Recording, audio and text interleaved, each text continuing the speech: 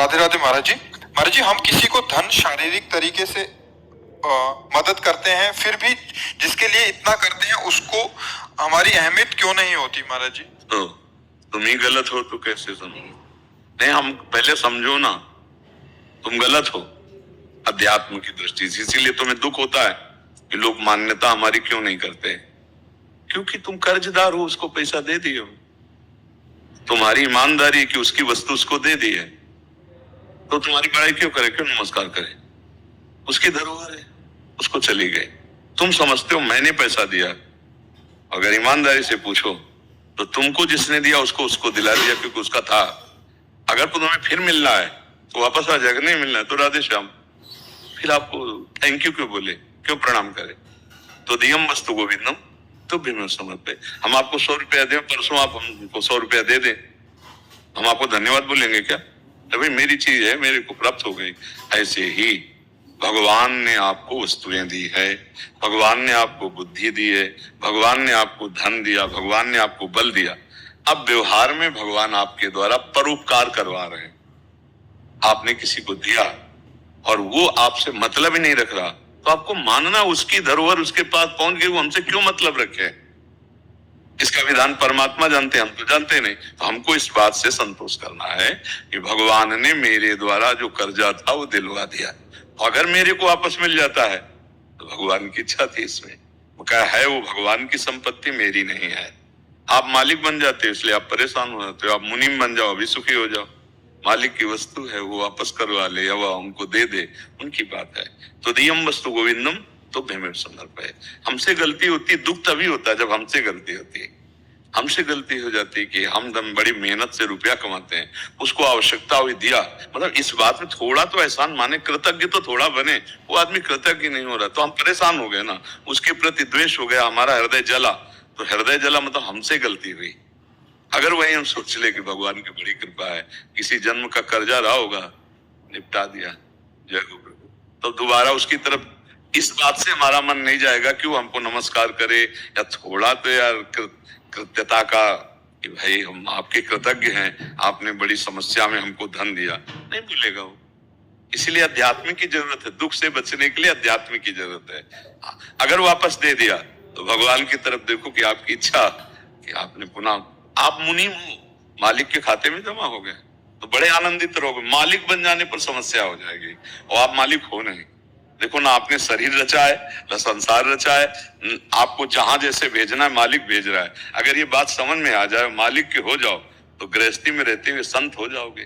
संत का मतलब क्या? जो तुम्हारा बुरा चाहे उसका भी मंगल करना, जो तुम्हारे गाली दे उसके लिए भी मुस्कुरा देना। अब ये बहुत बड़ी क्षमता की बात होती है। तो हम क्षमता विचारों से लाते हैं, हमारे अंदर सब क्षमता है, वो विचारों से आ जाती है, और विचारों से ही हम कमजोर हो जाते हैं। तो कितना हम दूसरे पर कितना, जो वो हमारी तरफ देखकर एक बार भी ऐसा नहीं किया, अब हम जल रहे हैं। और सही पूछो तो ये दोष हमें है। प्रभु के द्वारा दी हुई वस्तु प्रभु ने दिलाया, उनको दे दिया। अब इसके बाद वो हमको नमस्कार करिए, मेरा अहंकार है, मेरे को अपने अहंकार को तोड़ना है। मेरे अंदर अहंकार, इसलिए उसमें अहंकार दिखाई देता है। सच्ची मानिए, अनंत जन्मों का हिसाब किताब हमें पता नहीं है, कौन किसका कहां। तो मान लो 10,000 लिया और नहीं दिया, तो हमको तुरंत विचार कि किसी जन्म में लिया होगा, आज हिसाब चुकता हो गया। जय भगवान की अपने मंगलमय मार्ग में फिर दे देता है, तो मालिक की इच्छा। हम तो मुनि में फिर जमा कर लिया उनके स्टॉक में। हाँ, ना उसका धन्यवाद बोलना है, ना उसे धन्यवाद चाहना है। ऐसे चलोगे तो संसार में आनंदित रहोगे, नहीं तो सच्ची मानो, जो दूसरों का ज्यादा उपकार करता है ना, तो संसार में लोग उसे पागल समझते, दिमाग नहीं है ऐसा समझते हैं। देखो ना कैसे झटका और कुछ नहीं, ऐसे लोग। वो अपनी बुद्धि से देख, आपको भागवतिक बुद्धि से देखना है, क्योंकि आपके ऊपर भगवान की कृपा है, तभी तो संत समागम में आ पाए। आप अपनी कमियों को दूर कीजिए, और देनहार कोई और है, देत रहते दिन रैन, लोग भरम मोपे करें, तासो नीचे नैन। एक बार रहीमदास जी अर्थ बांट रहे थे, तो ऐसे बांट रहे थे। लोगों ने पूछा नेत्र क्यों नीचे किए हो?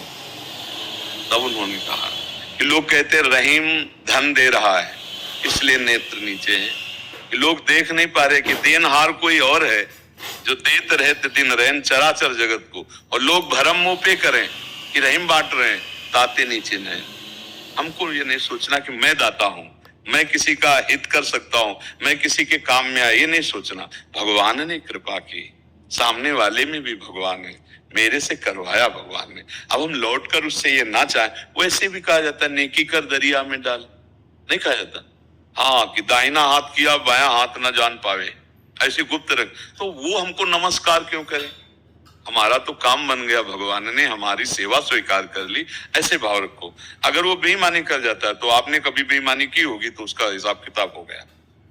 आप अगर अध्यात्म से चलना चाहते हैं और देने वाला प्रभु है, वो आपको दे देगा, ऐसी जगह दे देगा जहां कोई क्लेश नहीं, कोई अशांति नहीं, आप आनंदित हो जाएंगे, पक्का समझ लीजिए।